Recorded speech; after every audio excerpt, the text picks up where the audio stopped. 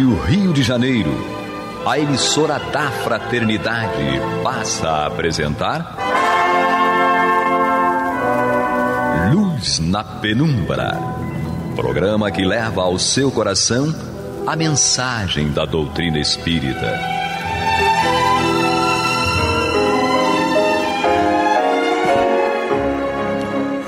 E com vocês, André Afonso Monteiro, para o estudo do livro A Gênese, da obra codificada por Allan Kardec.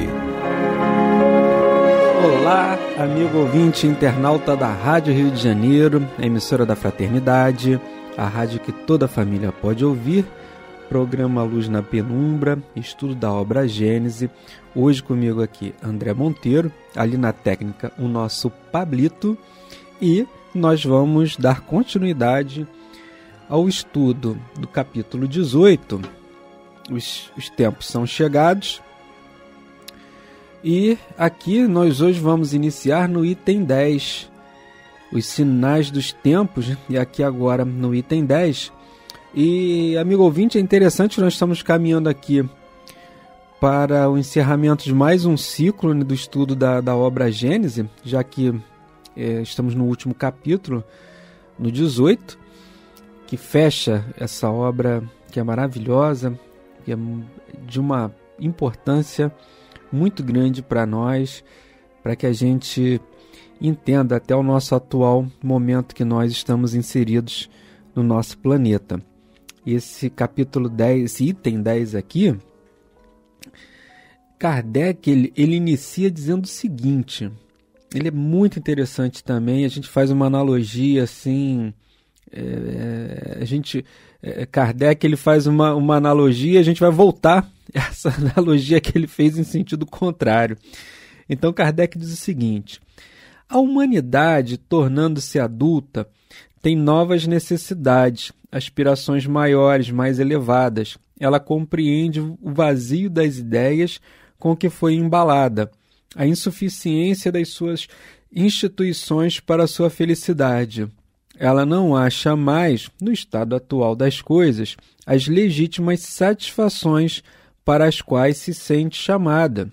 Então, sacode seus coelhos e se lança, impelida por uma força irresistível, através das regiões desconhecidas, para a descoberta de novos horizontes menos limitados. Olha que interessante, né? Então Kardec ele pega um contexto coletivo e ele diz que na medida que a população se torna adulta, e quando ele fala isso, e é por isso que eu até mencionei no início, dizendo que nós vamos fazer o inverso, né? Fazer uma comparação inversa, porque Kardec está fazendo o seguinte, essa sociedade, a população, a humanidade, ela tem fases também, a sua infância, a sua adolescência. Então ele diz que no momento que a humanidade ela torna-se adulta, ou seja, entra na fase adulta, ela tem novas necessidades, aspirações maiores, mais elevadas, compreende o vazio das ideias com que foi embalada, a insuficiência das suas instituições para a sua felicidade.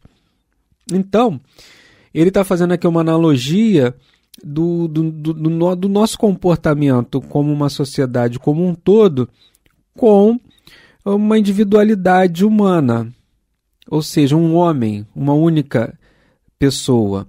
Nós nascemos, tem a fase da infância, a fase da adolescência, a fase adulta e, por último, a fase da velhice, né, da melhor idade, quando nos tornamos idosos.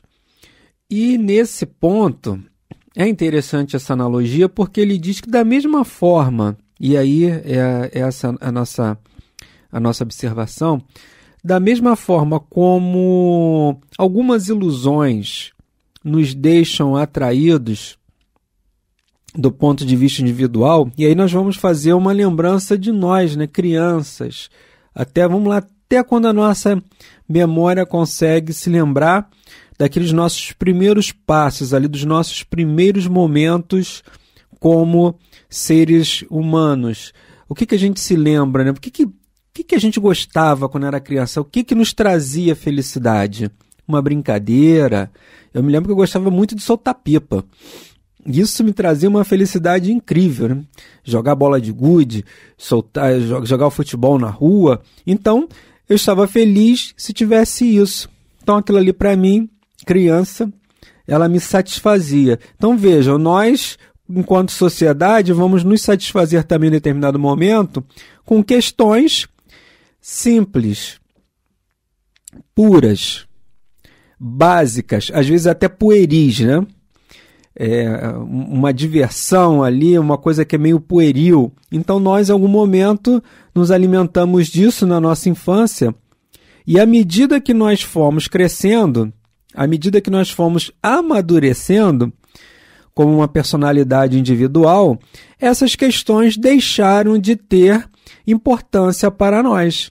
Então hoje eu não solto mais pipa, não jogo mais bola de gude, só de vez em quando, lá com o meu pequeno, né, que a gente faz alguma atividade, quando vai na casa da avó, muito mais assim, com os primos, né, e a gente só observa, mas a gente não tem mais essa expectativa, isso não nos traz mais a felicidade para desempenhar essas tarefas, essas atividades, essas brincadeiras. Quando a gente era criança, a gente esperava ali chegar ao final de semana, as férias, para que então pudesse desfrutar desse lazer, dessas brincadeiras. Hoje não mais. Hoje outras fases, outros segmentos, melhor dizendo, é que nos levam a trazer a nos preencher, a nos completar. E é muito interessante o que Kardec diz aqui, que isso também da mesma forma a sociedade, e aí quando a gente fala são as gerações. Então uma geração ela tinha algo que a atraía, outra geração que virá, que substituirá, e a própria Gênese nos informa sobre isso, sobre a migração e imigração dos espíritos. Uma leva de espíritos desencarnam e uma outra leva reencarna, trazendo novos conhecimentos, novas posturas, novos comportamentos, novas tecnologias. E isso é a renovação da população, do globo.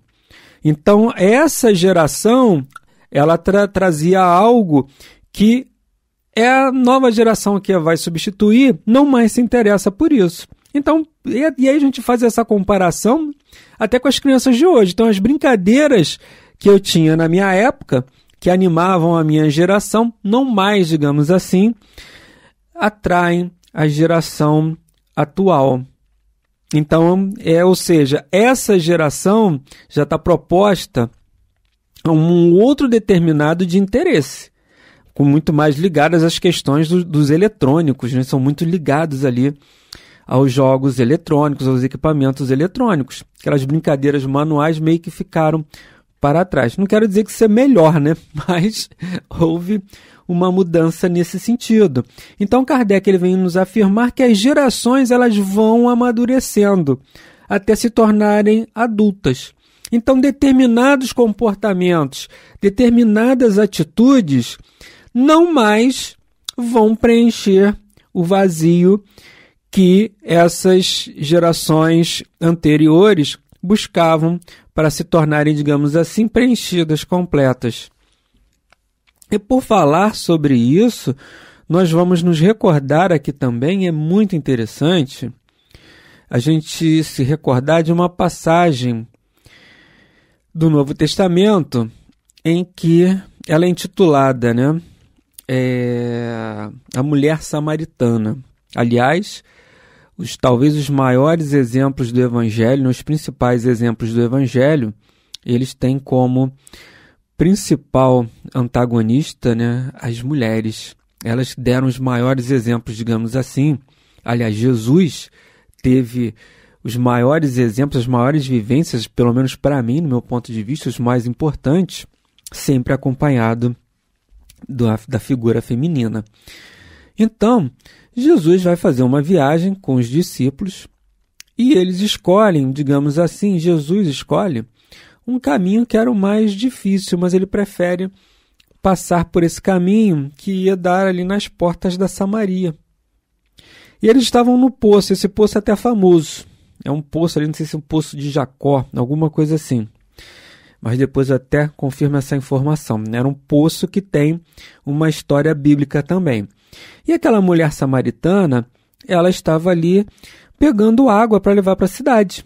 Então, quando Jesus chega, ele para ali naquele poço, os discípulos que estavam com ele se encaminham para a cidade para se abastecer de provimentos, né? Para ali pegar suprimentos, melhor dizendo, foram ali abastecer de suprimentos para continuarem a viagem. E nesse contexto ele começa então um diálogo com a mulher samaritana. E aí a gente tem o seguinte detalhe, né?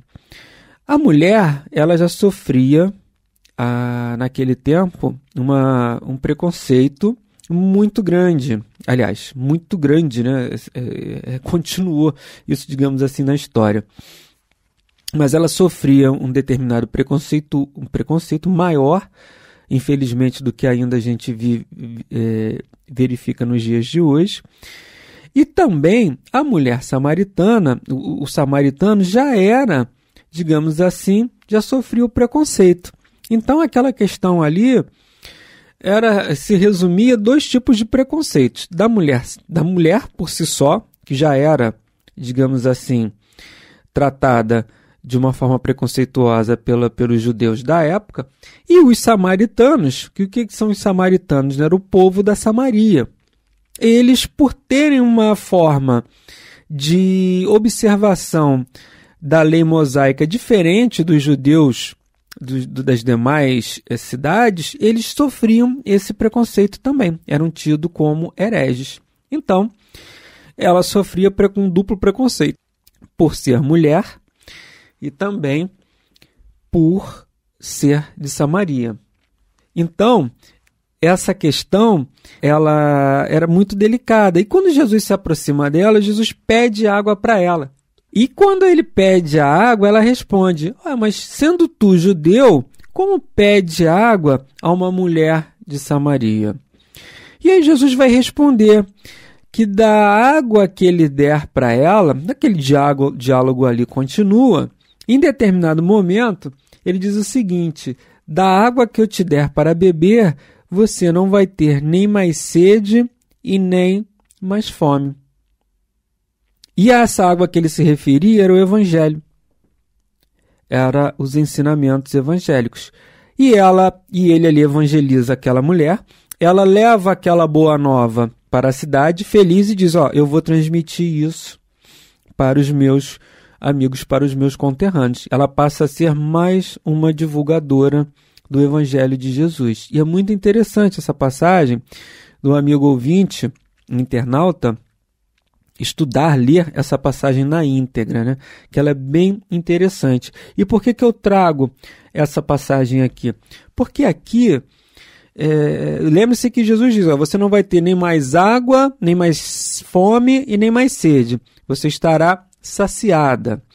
E aqui, nesse primeiro parágrafo do item 10 do capítulo 18 da obra Gênese, Kardec ele vai dizer que a humanidade, tornando-se adulta, tem novas necessidades, aspirações maiores, mais elevadas. Ela compreende o vazio das ideias com que foi embalada, a insuficiência das suas instituições para a sua felicidade.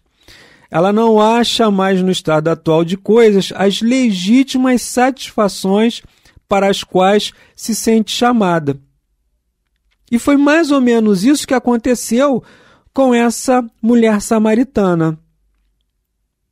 Digamos que o encontro dela com Jesus foi esse encontro que a levou para essa fase adulta, em que ela tinha até alguns problemas, ali, algumas imperfeições, mas ela toma conhecimento daquele evangelho e aquele vazio é preenchido. É isso que Jesus se refere, que a gente consegue extrair esse ensinamento também. Que o evangelho, as leis de Deus vão te preencher, vão te saciar, vão saciar o teu vazio.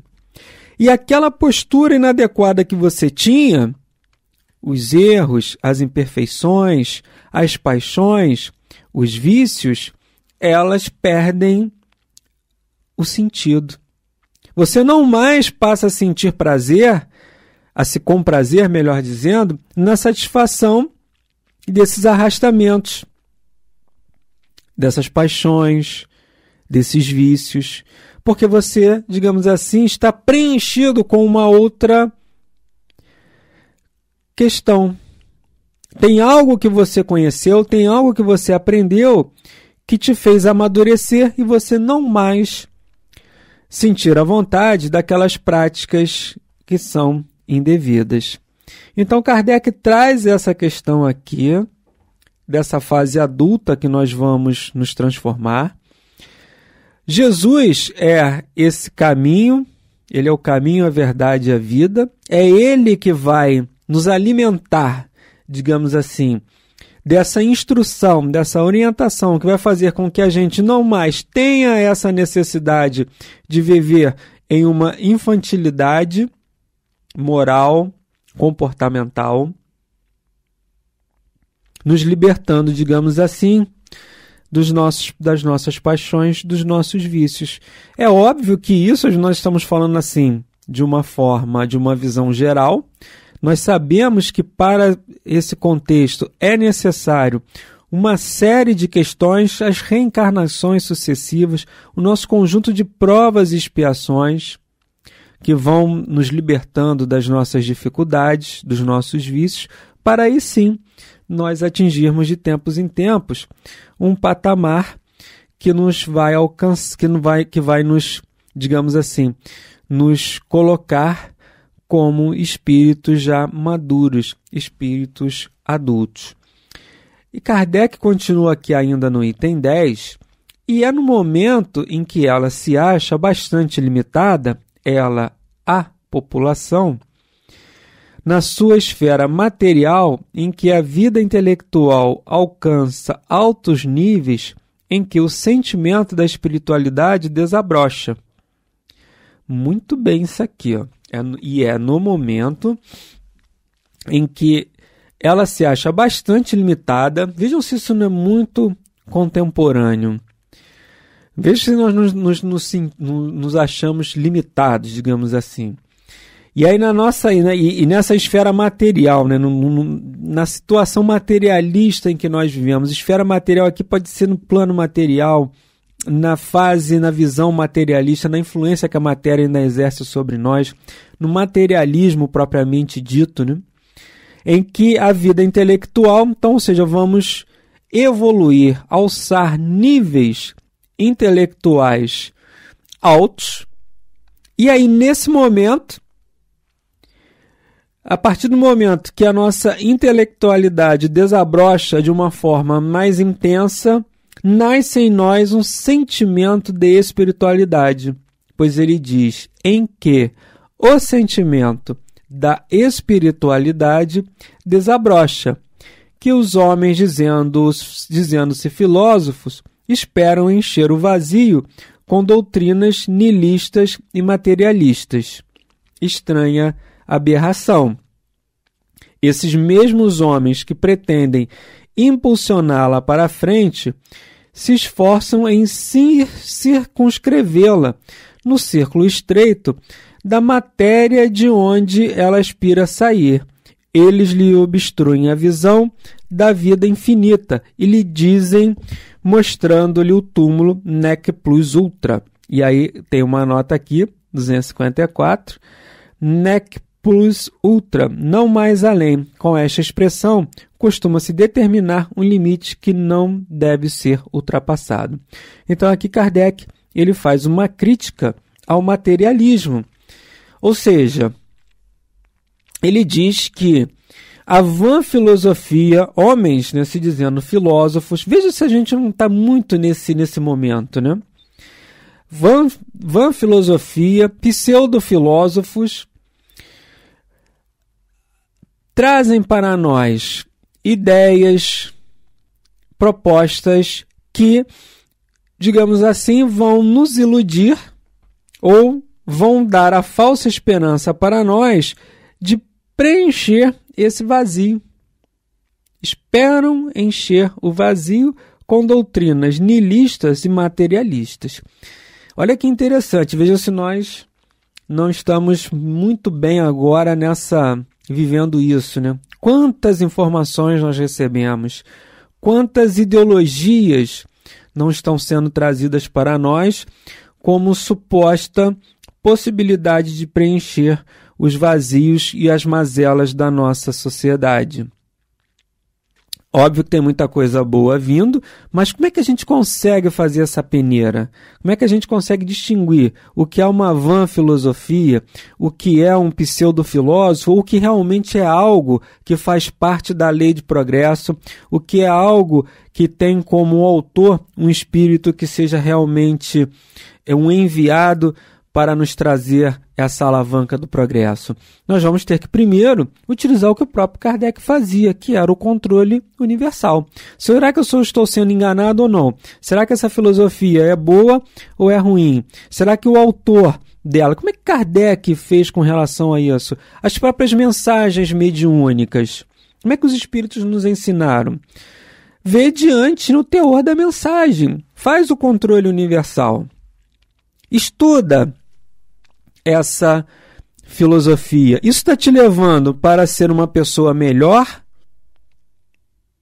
Ou isso, de alguma maneira, tem alguma incompatibilidade com a moral, com a ética, com os bons costumes, com as religiões? Isso, de alguma maneira, é algo que está fazendo com que a sociedade alcance esse patamar de uma fase mais madura, mais adulta, ou isso, na verdade, ainda nos recoloca naquela infantilidade, no momento da infantilidade?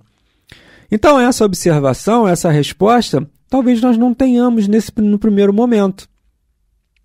Talvez a gente não consiga fazer essa distinção.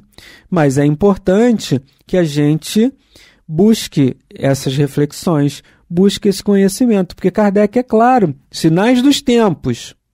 Ele vai dizer, a população vai passar da fase da infantilidade para a fase adulta, madura. E quando nesse momento, e aí isso ela vai se sentir, digamos assim, aquilo que a preenchia nessa infantilidade não mais acontece agora. E no momento em que, se nós nos acharmos limitados do ponto de vista material, na esfera material em que nós nos encontramos, pseudo-sábios, pseudo-filosofias vão trazer algo que não é a realidade, não é aquilo que a gente realmente precisa. Então, a gente vai ter que fazer essa observação e essa reflexão. Amigos ouvintes, nós chegamos ao final do programa de hoje, desejando a todos muita paz em seus corações e até a próxima semana, se Deus quiser. Você está ouvindo o programa Luz na Penumbra.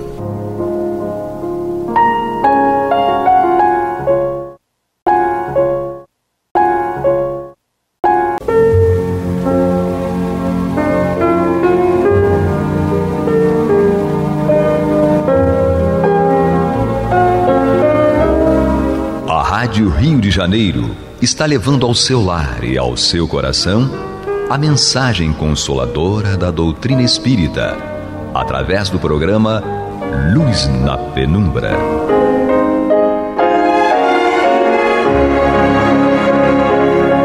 E agora com vocês, Nádia do Couto Vale, para comentar o céu e o inferno ou a justiça divina segundo o Espiritismo, da obra codificada por Allan Kardec. Amados e amadas ouvintes internautas, que a paz de Jesus permaneça conosco hoje e sempre.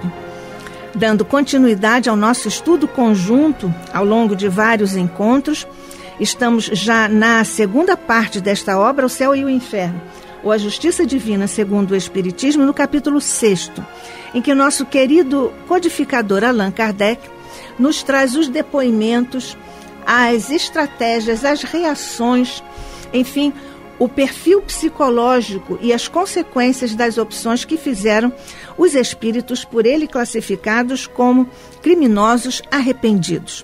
Nós já vimos que o arrependimento é uma passagem obrigatória para a redenção, para a autocorreção pelo próprio Espírito, porque sabemos que é o próprio Espírito, cada um de nós, que faz a sua própria corrigenda, naturalmente, como uma estratégia didático-pedagógica da lei de Deus, mas sempre coadjuvados, estimulados pelos nossos amigos espirituais, pelo nosso anjo da guarda, claro, por Jesus e por Maria.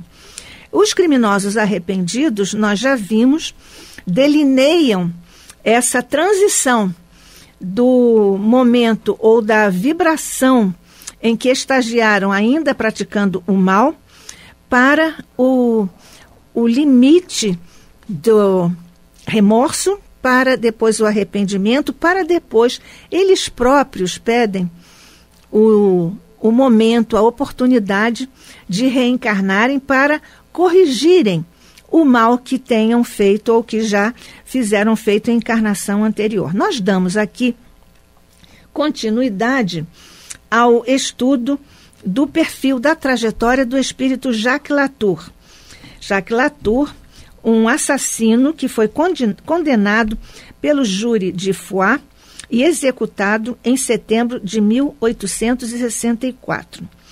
Nós sabemos que esse espírito chegou a uma reunião lá em Bruxelas, numa reunião singela, de que participavam de 7 a 8 pessoas, e essa reunião contava com a presença, na ocasião, contava com a presença de Allan Kardec. E foi lá em Bruxelas, no dia 13 de setembro de 1864, que ele deu a sua comunicação, a primeira comunicação. Ele depois, ao longo das comunicações que deu, ele declarou que já tinha tido uma experiência muito desagradável com a comunicação mediúnica, porque outro espírito tinha tomado o seu lugar. Mas ele ainda estava muito envolvido com as vibrações, naturalmente, da dolorosa despedida do mundo da carne pela execução, pela guilhotina. E então, nesse momento, e nós vemos que ele teria muito poucos dias depois da execução, porque ele foi condenado pelo júri de Foix e executado em setembro de 1864.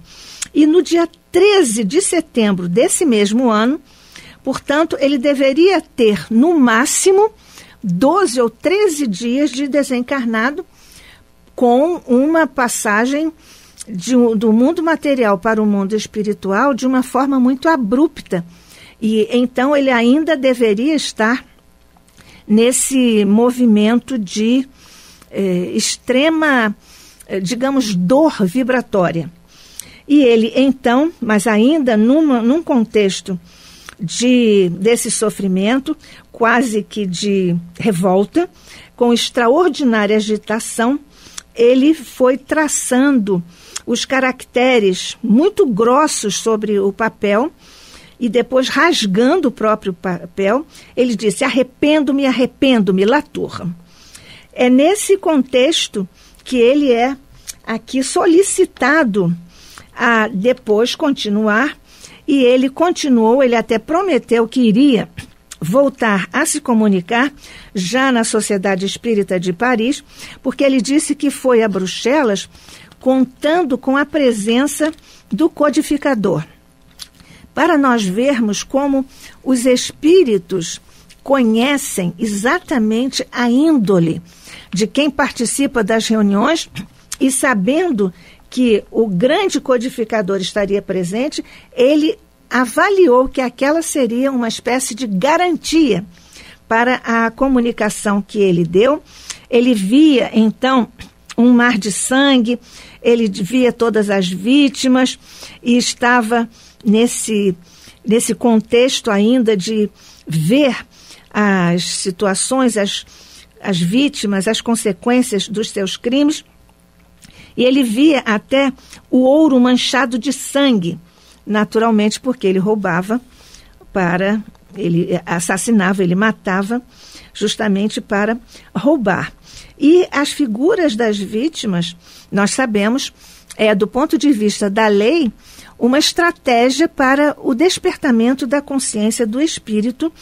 E nós vemos como é rico esse depoimento, porque o espírito Jacques Latour vai transitando desse momento de extrema agitação lá na primeira comunicação em Bruxelas, e depois ele vai atravessando, e nós vemos, é muito emocionante até, nós vemos como o espírito vai se dulcificando, poderíamos dizer.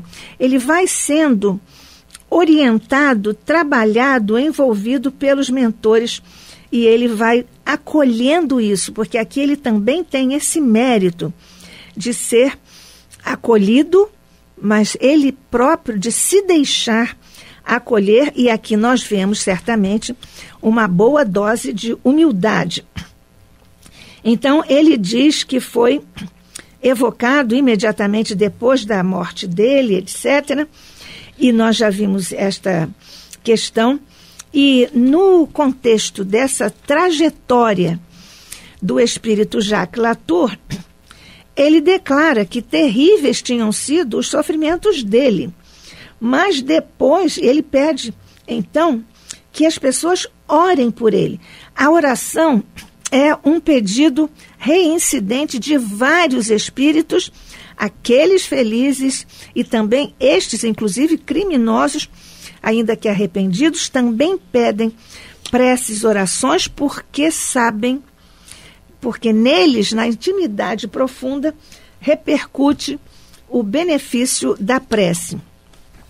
Ele então diz, naturalmente, depois de toda essa trajetória de algumas comunicações mediúnicas, naturalmente, através das quais nós vemos como ele evoluiu moralmente e vibratoriamente, mercê de ele próprio se ter colocado à disposição dos bons espíritos que o aconselharam e envolveram, mas também por força do seu grau de humildade em aceitar esse acolhimento.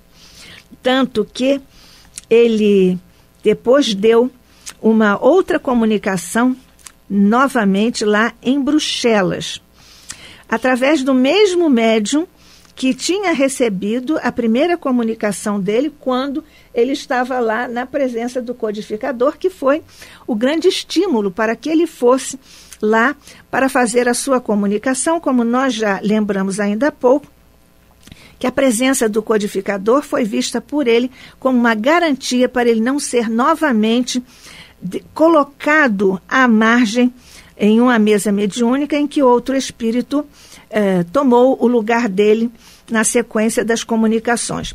Então, nessa outra mensagem, em que ele volta a Bruxelas para que o mesmo médium que recebeu a sua comunicação quando ele estava em extrema agitação, quando ele quebrou os lápis, quando ele rasgou o papel e simplesmente escreveu em caracteres muito grossos, arrependo-me, Latour, ele então volta.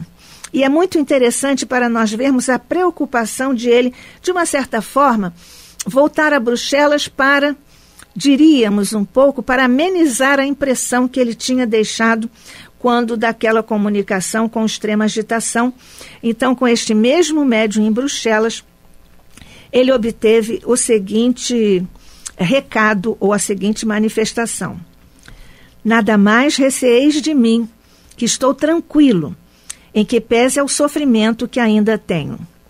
Vendo o meu arrependimento, Deus teve compaixão de mim. Agora sofro por causa desse arrependimento, que me demonstra a enormidade dos meus crimes. Bem aconselhado na vida, se eu não teria jamais praticado todo esse mal, mas sem expressão e sem repressão, obedeci cegamente aos meus instintos. Se todos os homens pensassem mais em Deus, ou antes, se nele acreditassem, tais faltas não seriam cometidas. Aqui nós vemos 2 pontos absolutamente importantes. Primeiro, porque ele passou a acreditar em Deus. E isso fez absolutamente toda a diferença, porque ele compreendeu a logicidade da lei de Deus, a qual todos nós temos que obedecer e sob a qual nós todos estamos sendo dirigidos.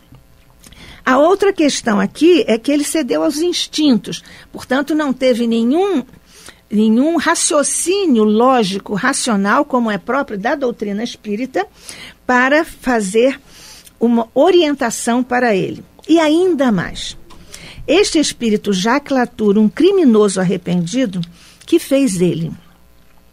Ele declarou aqui de uma forma emocionante, ele declarou que não tinha tido os benefícios da educação. Ele fez uma análise muito lógica que nós já avaliamos aqui juntos, aqui pela Rádio Rio de Janeiro, a emissora da Fraternidade, no programa Luz na Penumbra, eu, Nádia do Couto Vale, e você, amigo, amiga, ouvinte, internauta, e nós vimos que ele declarou e fez uma espécie de denúncia, porque os poderes públicos ou o poder público não tinha dedicado, ou não tinha concebido, ou não tinha ampliado, ou não tinha levado até ele e a todas as criaturas que estavam na situação em que ele se encontrava, as políticas públicas para a educação.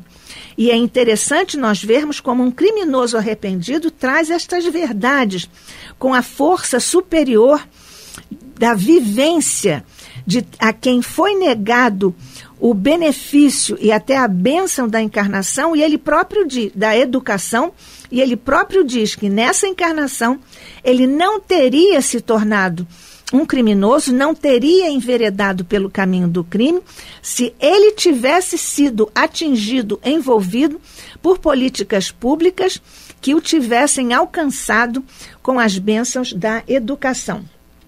E continua nesta mesma comunicação, quando ele voltou a Bruxelas, como nós já vimos. Continua ele: falha é, porém, a justiça dos homens. Uma falta, muita vez passageira, leva o homem ao cárcere, que não deixa de ser um foco de perversão. Daí sai ele completamente corrompido pelos maus exemplos e conselhos. Dado, porém, que a sua índole seja boa e forte para se não corromper, ainda assim, de lá saído, ele vai encontrar fechadas todas as portas, retraídas todas as mãos, indiferentes todos os corações. Que lhe resta, pois? O desprezo, a miséria, o abandono e o desespero, se é que o assistem boas resoluções de se corrigir. Então a miséria o leva aos extremos, e assim é que também ele se toma de desprezo por seu semelhante, assim é que o odeia e perde a noção do bem e do mal. Por isso que repelido se encontra a despeito das suas boas intenções. Para angariar o necessário, rouba, mata às vezes e depois o executam. Meu Deus! Ao ser presa novamente das minhas alucinações, continua Jacques Lutar, o assassino criminoso arrependido. Sinto que a vossa mão se estende por sobre mim. Sinto que a vossa bondade me envolve e protege. Obrigado, meu Deus. Na próxima existência, empregarei toda a minha inteligência no socorro aos desgraçados que sucumbiram, a fim de os preservar da queda. Obrigado a vós, que não desdenhais de comunicar comigo. Nada receeis, pois bem o vedes, eu não sou mau. Quando pensardes em mim, não vos figureis o meu retrato pelo que de mim vistes, mas o que de uma alma angustiada que agradece a vossa indulgência. a Deus, evocai-me ainda e orai a Deus por mim. Latour. Nós vemos aqui a comovente declaração desse espírito arrependido, um criminoso, mas, sobretudo, nós vemos a lucidez com que ele descreve as minudências, o drama dos espíritos encarnados que não tiveram acesso à educação por falta de políticas públicas para atender a população, e então ele vai para o caminho do crime, que é aquilo para o qual ele foi, entre aspas, destinado pela falta de políticas públicas. Essa é muito emocionante comunicação e nos dá impressão, inclusive, para nós não termos preconceito com os ex-presidiários, com os criminosos arrependidos, porque eles devem ter oportunidade de voltar a viver, retomar a sua trilha na vida. A seguir, depois desta comunicação com a qual Latour encerra a sua, digamos assim, a sua bateria de comunicações, através das quais nós vimos como um espírito vai se transformando naturalmente com o seu empenho, mas também com a misericórdia, com o amparo dos amigos espirituais. E após isto nós temos mais um preciosíssimo estudo de Allan Kardec sobre o espírito Jacques Latour. Ele, então, para nós partilharmos aqui a beleza do texto de Kardec, ele começa assim: não se pode desconhecer a profundeza e a alta significação de algumas das frases encerradas nessa comunicação. Além disso, ela oferece um dos aspectos do mundo dos espíritos em castigo, pairando ainda assim sobre ele a misericórdia divina. Aqui nós temos esses princípios da assistência divina por sobre todos os seus filhos e, naturalmente, a lucidez, a capacidade de um espírito como Jacques Latour fazer o diagnóstico da própria trajetória à luz dos princípios da filosofia política e das responsabilidades dos estados para oferecer políticas públicas de acesso à educação à população. Continua o nosso querido Allan Kardec falando sobre mais uma vez, essa questão, admitindo-se a identidade deste espírito, Jacques Latour, talvez se estranhe tão pronta mudança do seu moral, que nós temos aqui realçado bastante. É o caso da ponderação já feita de que pode um espírito brutalmente mau ter em si melhores predicados do que o dominado pelo orgulho ou pela hipocrisia. Esta informação é absolutamente fundamental para as nossas compreensões sobre o perfil dos espíritos. Vamos repetir. Esse caso é de que um espírito brutalmente mau, ele está falando a respeito de um assassino que foi executado, guilhotinado. Ele diz, um espírito brutalmente mau, necessariamente, ele diz aqui, pode ter melhores predicados do que o espírito dominado pelo orgulho ou pela hipocrisia.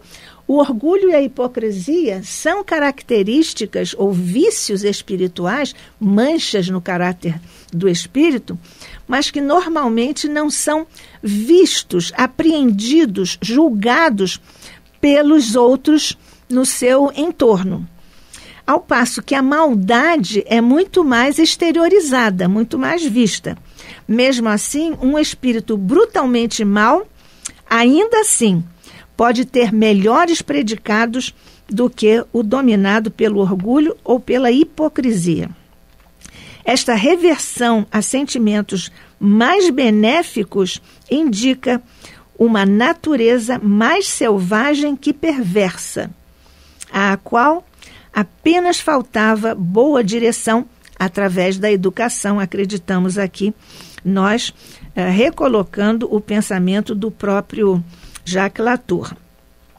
E nós lembramos aqui, quando Kardec diz que a natureza era mais selvagem que perversa, lembrando que Jesus já disse isso em certa ocasião a Pedro.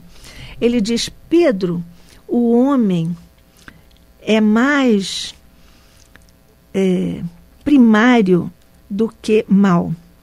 É exatamente o que aqui diz Kardec, naturalmente em suas próprias palavras, mas recolocando, reafirmando a orientação, a afirmação de Jesus. Comparando esta linguagem com a de outro espírito, adiante consignada sob a epígrafe castigo pela luz, é fácil concluir qual dos dois seja mais adiantado moralmente, apesar da disparidade de instrução e hierarquia social, obedecendo um ao natural instinto de ferocidade.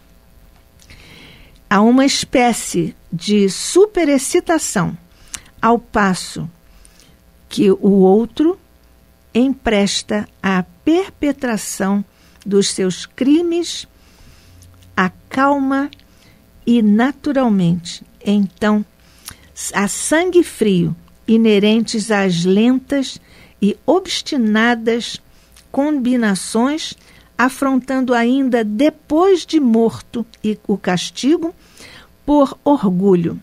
Ele está aqui antecipando o perfil, do espírito cujo estudo se segue e que ele próprio chama, é La Pommeraye, que ele fala sobre o castigo pela luz.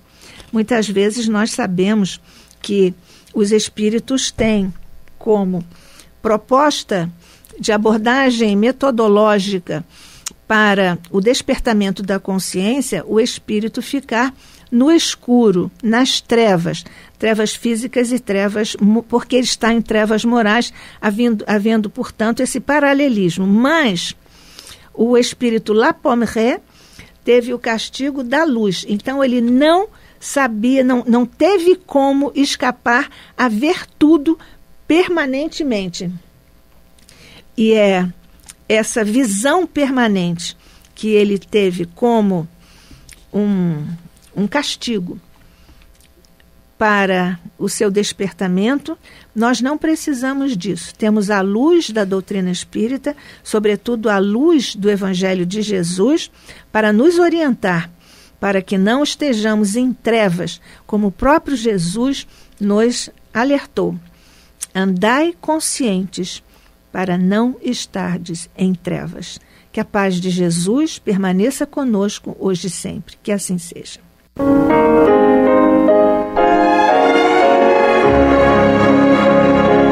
E vamos ouvir agora a prece de encerramento de nosso programa, na voz de Geraldo de Aquino.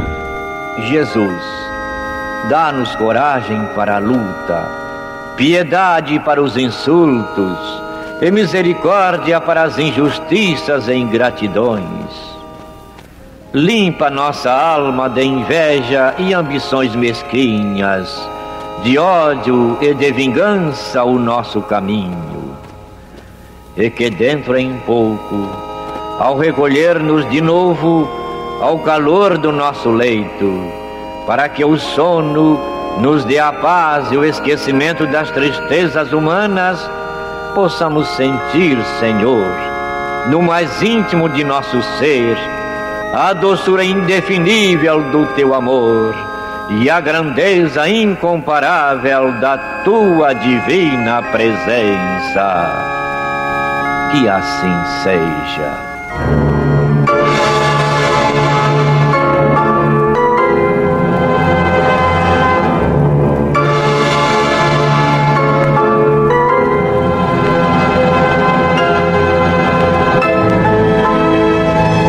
Acabamos de apresentar o programa Luz na Penumbra, que voltará a ser apresentado amanhã às 21 horas nesta emissora.